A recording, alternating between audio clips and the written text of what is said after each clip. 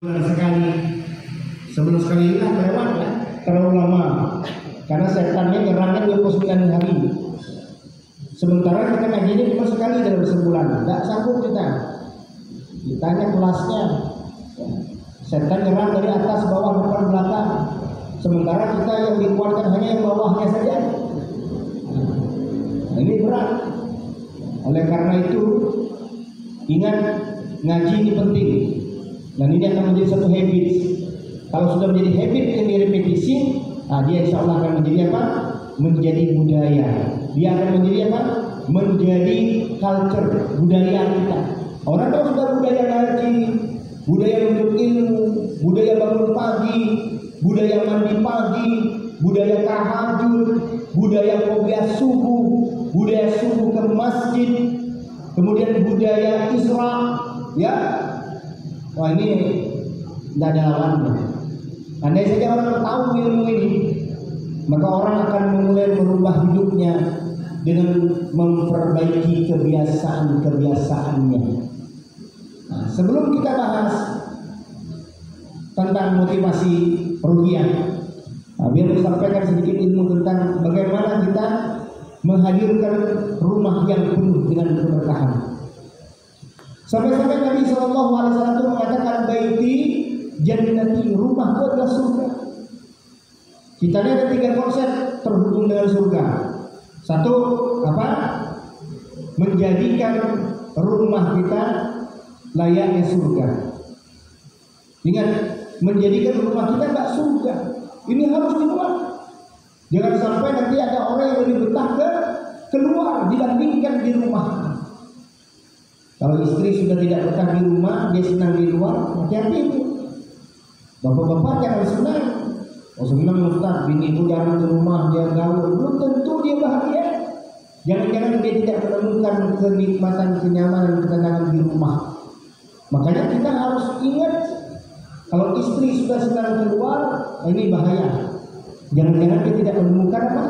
Konsep baiti jannati. Karena sebaik-baik tempat untuk istri itu di rumah. Jadi antum harus berjuang bagaimana istri itu betah di rumah, bukan senangnya keluar. Kalau dia mau keluar bersama kita, itu baru istri yang benar. Kalau istri senang keluar sendiri, nah kemana aja? Nah ngopi mah, istri ngopi jam 9 malam sampai jam 12 malam. Apa kau ini? Nongki. Istri nongki. Nanti dia curhat sama suami orang. Nah ini bahaya. Kalau antum dan istri curhat sama suami orang lain, antum balas dendam. Antum curhat sama istri orang. Akhirnya berat rumah tangga. Maka ini rumah tangga yang tidak menemukan keberkahan. Maka cara menghadirkan keberkahan, ingat yang dicari bukan rumah yang kaya, bukan rumah yang mewah. Karena sebabnya bagaimana menghadirkan rumah aksara surga, itulah rumah yang istimewa. Kedua, bagaimana dia pertama bangun surga di rumah. Dia bangun surga di rumah. Istri senang, anak senang, pulang ke rumah itu menenteramkan. Ada ngumpulnya, ada ceritanya, ada curhatnya, ada komunikasinya, ada saling doa. Maka ini luar biasa. Kita akan menjadi orang-orang yang istimewa kalau sampai istri kita betah dengan kita. Ya. Kedua apa? Bangun rumah di surga. Nah, ini visi keren. Bagaimana kita membangun rumah di surga? Dunia ini menjadi ladang akhirat. Harapannya kita bisa membangun rumah di surga. Nah, salah satu kita membangun rumah di surga, kita membangun masjid, ya, kita berbuat baik, beramal saleh, beramal jariyah, maka insya Allah kita bisa bangun rumah di surga. Baru yang ketiga, sama-sama masuk surga. Nah, ini nanti dibingkai, bikin kata 3 ini, bangun surga di rumah, bangun rumah di surga, sama-sama masuk surga. Dibingkai. Pasang foto suami istri dan anak, bikin kata-kata itu, dibingkai. Ini keren tuh. Jadi kalau orang masuk ke rumah kita, orang ini itu. Kalau mau pesan 250.000 di rumah apa bingkai. Ustaz Sofyan bisa buatnya promosi dia. sekalian. Makanya kalau orang punya visi seperti ini, masya Allah, rumahnya menjadi rumah yang penuh berkah. Karena yang dicari adalah keberkahan. Sebab kata ulama, al-barakah ziyadatul khair. Keberkahan itu adalah kebaikan yang terus bertambah. Itu yang disebut dengan berkah. Harta berkah itu harta yang mendatangkan kebaikan. Kalau antum punya duit dan kemudian orang semangat untuk baca Quran, wasilah dari duit antum berkah. Kalau antum punya duit dipakai istri semakin taat kepada antum, taat kepada Allah, patuh kepada suami, maka hartanya berkah, duitnya berkah. Dipakai baju, istrinya untuk menutup aurat, ini berkah. Diberi makanan yang menguatkan tenaga yang terus semangat ibadah, ini berkah. Antum punya duit dibelanjakan untuk hal-hal yang baik, yang membawa antum kepada apa? Punya tabungan untuk akhirat. Nah, inilah harta berkah. Rumah berkah, rumah yang masya Allah malaikat senang masuk, rumah yang ketika di dalamnya selalu dibacakan Al-Quran, rumah berkah. Beda dengan rumah yang mewah. Kadang-kadang mohon maaf ya, kalau antum satu waktu pergi ke tanah suci, antum bisa masuk ke beberapa museum.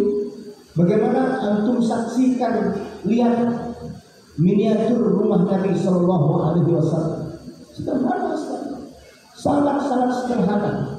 Atau kalau yang pergi ke Turki ke museum Topkapi itu, antum akan lihat bagaimana bajunya Fatimah, baju anaknya seorang raja dunia yang sepertiga dunia di bawah telapak kakinya. Nabi Muhammad SAW adalah seorang raja yang tidak memiliki mahkota di atas kepalanya. Nabi Muhammad SAW adalah seorang raja yang tidak duduk di atas singgasana sebagai tempat duduknya. Dan Nabi Muhammad SAW adalah seorang raja yang tidak tinggal dalam istana sebagai rumahnya. Dan Nabi Muhammad SAW adalah seorang raja yang tidak tidur di atas ranjang, yang berkasurkan, berbantalkan dari apa? Dari wall terbaik, bulu-bulu angsa, tidak. Tapi sejarah mencatat apa? Nabi Muhammad seorang raja yang tidurnya beralaskan tikar kasar terbuat dari kulit dan berrumputan sampai membekas punggungnya sebab kulitnya kasar, rumputnya kasar. Itu seorang raja. Tapi sepertiga dunia tunduk di bawah telapak kakinya. Kerajaan Parsi dan Romawi tunduk di bawah telapak kakinya. Gue suka mengungkapkan tentang ini karena ini satu buku tipis yang ditulis oleh Muhammad Nadir dalam judul bukunya Muhammad, seorang raja yang tidak memiliki mahkota di atas kepalanya. Itu Muhammad Sallallahu Alaihi Wasallam. Makanya kalau Rasul bisa bayangkan, rumah yang berkah itu bukan rumah yang besar. Rumah yang berkah itu bukan rumah yang mewah, tapi rumah yang berkah itu adalah rumah yang di dalamnya terus bertambah kebaikan. Al-barakah ziyadatul khair. Muka yang berkah, muka yang kalau ditengok orang ingat akhirat. Jangan sampai orang nengok muka kita, orang ingat yang mesum-mesum. Nengok muka kita, apa kata orang teringat film porno. Jangan salah. Ini muka ada berkah. Astagfirullahaladzim.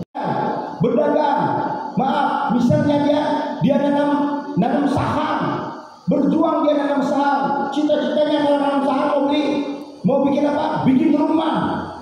Tapi ternyata Allah tidak kasih. Dia bikin rumah dari saham, bisa saja. Yang penting antum ikhtiar. Ingat baik-baik, Allah mewajibkan kita ikhtiar.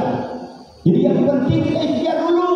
Hasilnya boleh jadi bukan dari jalan ikhtiar itu, dari jalan yang lain, dari ikhtiar yang lain. Ikhtiar dulu. Tolong ya, jangan suka mendahului takdir Allah. Hujan turun, jual es, kata bininya jualan dagang. Kan pikir hujan orang gile makan es hujan-hujan. Ya lo tahu sekarang banyak orang gimana kira-kira? Dulu Buya masih ingat nasi goreng itu dulu dimakan orang malam hari, betul? Sekarang nak malam, nak siang, nak pagi, subuh dia orang makan nasi goreng. Betul saya bilang, tidak ada. Zaman Buya lagi kecil sampai ke merantau ke Bandung belum ada pecel lele di Bangka. Siapa yang makan ikan teri? Apalagi yang orang pelihara lele sekarang. Mulai dari lele bangkai kalau orang-orang tidak tahu. Orang dimakan orang laku pecel lele. Dan sekarang lele yang susah nyarinya, tengah susah ada dapat berebut orang. Sekepala tangannya dia remuk. Adanya kalau dia ingat enggak mau. Sekali tai dimakannya. Kalau yang benar, jadi betul. Macam lele Bang Riyandi hari ini yang disiapkan. Asal merit dari Mahababu bela aku buat. Intinya Allah merintahkan kita untuk ya hasilnya boleh jadi bukan dari yang kita inginkan. Ada orang yang maaf dia dalam usaha untuk pergi haji, ternyata bukan dari saham, dari yang lain. Ada orang yang jualan dagang, ternyata dia bikin rumah, ternyata bukan hasil dagang. Banyak kisahnya. Jadi jangan pernah kita mematok mendahului takdir bahwa seakan-akan dari setiap ikhtiar kita pasti akan memberikan hasil yang kita inginkan. Ya, ada orang sudah ngepek, tahu ngepek? Ngepek cewek setiap malam minggu, tidak jadi ngitung lah berapa kali. Jodohnya bukan yang dia ngepek. Boleh jadi, tolong ya, yang sering ngepek orang ini tentu jodohnya. Yang pertama ibu kandungnya, yang kedua istri. Sejarah mencatat Pak Habibie hebat, kuat ketika Ibu Ainun masih hidup. Ketika Ibu Ainun sudah meninggal dunia, Pak Habibie merasa lemah, tidak berdaya. Pak SBY dulu waktu hidup istri, wah kuat, luar biasa. Setelah meninggal dunia, lemah. Jadi kita mendapat ya, laki-laki akan lemah. Kalau istrinya tidak ada. Maka kalau pengen laki-laki kuat, tambah istrinya kuat. Kayaknya semangat dengarnya. Jadikan istrinya istri yang solehah. Jaga istrinya, jaga anaknya. Orang yang sayang sama anak kecil, Allah akan hadirkan kedekatan hati. Sayang sama anaknya, cintai ahli-ahli di rumah kita. Jangan sampai nanti kita bermanis-manis ke orang luar, tapi di dalam kita kehilangan sikap baik kepada orang yang ada di rumah. Kita yang terima istri kita, bapak-bapak semua, dengar baik-baik. Dia yang siap susah kita. Saya paling benci sama orang yang na'udzubillah min dzalik, dia maksiat setelah dia sukses. Padahal susah dulu istrinya yang menerima dia. Setelah dia sukses ditinggalkan istrinya. Tidak boleh. Tolong. Salah satu bentuk ketercelaan adalah apa? Mengkhianati kebaikan, kesetiaan, apalagi kasih sayang, perhatian seorang istri kepada suami. Antum jangan lupa tadi dibilang yang menjadi wasilah rezeki kita ini itu tidak main-main, memang dari istri kita salah satu. Karena kita harus berbuat baik dengan istri kita semua. Insya Allah. Ingat, jangan membuang istri. Tidak bisa nambah istri, jaga istri. Jadi kalau tidak pakai nambah, jaga. Tapi jangan membuang. Insya Allah yang seperti ini jauh lebih baik. Saya tidak sanggup Buya untuk nambah istri. Sudah, itu takdir antum, itu kapasitas antum. Antum jangan paksa. Kalau antum sadar, saya tidak sanggup Buya. Istri satu saja saya stres. Setiap hari siko baru muncul Buya. Makanya ini habis penuh putih semua ya. Karena kok istriku lebih dari burung beo. Tenang, itu pahala itu antum. Banyak uban itu insya Allah banyak cahaya. Ya, nikmati saja. Tapi kalau antum merasa kuat, yakin mampu, silakan. Jangan ngajak orang lain.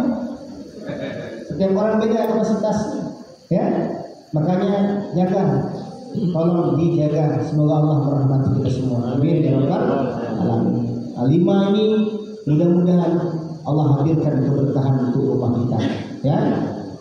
Penutup, bahas motivasinya sedikit. Ada hal yang menarik, tanpa sadar ya, kita tuh ingin membuat orang sukarela untuk melakukan sesuatu, suka dan rela. Gimana caranya agar orang itu sukarela mendukung kita, agar orang itu sukarela membela kita, sukarela mendoakan kita. Setidaknya ada 3 unsur penting yang harus kita miliki agar lahir sukarelanya orang-orang terhadap kita. Ingat ya, ini namanya the power of influence. Sebenarnya kalau diketahui oleh caleg-caleg, calon-calon pemimpin yang pengen dapat jabatan dunia, ini bisa, apalagi jabatan akhirat, lebih bisa lagi. Dahsyat.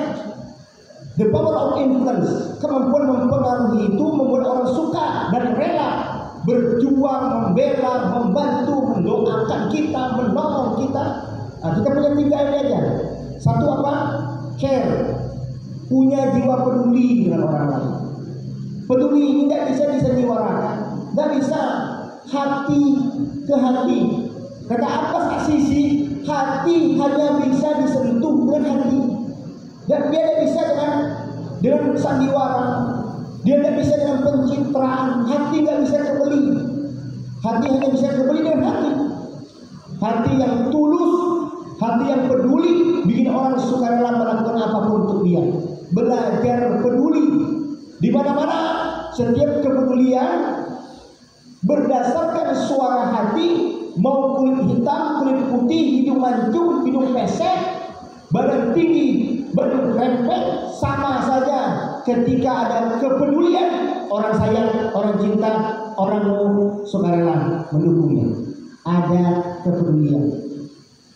Hadirkan kepedulian. Mau dicintai tetangga, peduli sama tetangga kita. Banyak ranah-ranah kepedulian ini.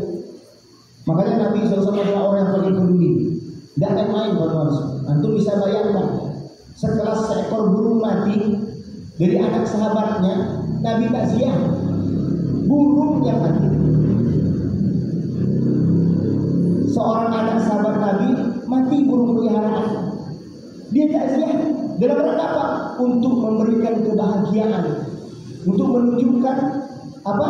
Kepedulian kepada sang anak agar dia tidak menangis, dia tidak sedih, larut dalam kesedihan atas kematian burungnya. Burung peliharaan dan burung diam saja. Mati burung bapak-bapak kan ada masalah besar dalam hidup kita. Jadi kalau kita bisa membayangkan orang sudah pedulinya macam itu luar biasa. Tetangga angkat air susah, kita peduli. Pak, nggak usah angkat air. Nih, saya bantu. Mana jerigennya? Biar saya bawa. Titipkan aja, insya Allah. Masak. Nabi ajarkan kalau antum masak daging, kuahnya dibanyakin. Bagikan kuahnya ke tetangga, dengan itu antum masuk status tetangga rapi. Beri kuah lagi daging juga. Bagikan. Ada kepedulian kecium bau makanan, kasih. Ada peduli. Tetangga sakit, kita bantu nganter. Antum akan dibela. Kawan, saudara, masyarakat. Maka siapapun yang peduli, maka dia akan dibela dengan sukarela. Apa? Peduli. Yang kedua apa? Jadilah pribadi yang kontributif, memberikan kontribusi kepada orang lain. Jangan jadi pribadi yang troublemaker. Orang-orang berkontribusi. Ini orang luar biasa. Dia pakai duit, pakai tenaga. Dia bisa pakai tenaga, pakai pikiran. Gak bisa pakai pikiran, pakai doa. Harus ada kontribusi kepada orang lain. Pribadi yang bermanfaat, lingkar kebermanfaatannya penting. Antum bisnis tidak ada kontribusi, coba saja buka usaha warung makan, masyarakat sekitar tidak dapat dampaknya, disumpah orang. Buya punya kisah ini, ada orang sedang lancar-lancarnya berbisnis maju dalam bidang makanan, apa yang terjadi? Tutup seketika. Bagaimana caranya? Satu saat ada orang jahil yang Allah hadirkan sebagai penguji untuknya, dimasukkannya bangkai cicak di makanan itu. Mudah kalau Allah mau merusak bisnis kita. Serius. Kita tidak bisa di luar kuasa kita. Ditaruh saja bangkai cicak sengaja dia. Lalu kemudian difotonya, dipostingnya. Ini jorok, katanya saja terkenal. Cicak, bangkai cicak, heboh. Tidak jadi orang makan, sepi, turun omsetnya lama-lama bisa tutup. Mudah bagi orang. Yang lebih parah Pak, yang jahat, naudzubillah min dzalik, ditaruhnya racun. Mati orang makan itu. Maka mudah Allah untuk menutup usahanya. Naudzubillah min. Makanya jujur dia ngomong, kemanusiaan harus muncul kontribusi kita pada lingkungan, pada masyarakat, kepada kawan. Semakin Anda peduli, Anda punya manfaat, ada kontribusi yang diberikan, orang akan sukarela mendukung dan membela Anda. Baru yang ketiga, hadirkan legasi, warisan yang dapat dikenang sepanjang masa. Umur antum boleh saja ada waktunya habis, tapi karya antum akan dikenang sampai hari kiamat. Orang akan membela hatta sudah mati sekalipun. Orang akan sukarela mendoakan hatta sudah tidak ada sekalipun. Sebab apa? Sebab ada karya yang kita tinggalkan dalam hidup kita. Tolong, dulu orang-orang berkuasa dengan kekuasaan sekelas, maaf ya, sekelas Fir'aun saja, mereka ingin dikenang karyanya. Maka mereka ingin kuburannya menjadi kuburan yang dikenal orang sampai hari ini. Dibuat piramid untuk kuburan-kuburan mereka. Itu kelas dunia. Bagaimana kalau antum meninggalkan karya-karya kebaikan? Kalau dia ditanya, oh jujur ya, asalku semiskin-miskin kita harus punya karya yang kita tinggalkan. Tidak ada yang mustahil. Kalau belum bisa bangun masjid sendiri, setidaknya setiap semen dan pasir atau keramik di setiap masjid yang ada harta kita yang menempel walaupun hanya satu keping keramik. Ada karya. Jangan sampai kita ini hidup di dunia, mati lalu hilang tak dikenang sedikit pun. 3. Peduli, kontribusi dan legacy. Insyaallah tidak besar biaya dunia asalkan kita bisa manfaatkan 3 hal ini, dan semuanya bisa dihubungkan dengan 3 potensi, baik potensi fisik, potensi pikiran, dan potensi hati. Fisik bisa harta, bisa tenaga, pikiran ide, konsep, sistem yang kita berikan, hati doa yang kita hadirkan. Kawan-kawan semua, nanti pasti akhirat kita akan ditimbang setiap amal kita. Maka orang yang paling mulia adalah orang yang diberi kesempatan hidup di dunia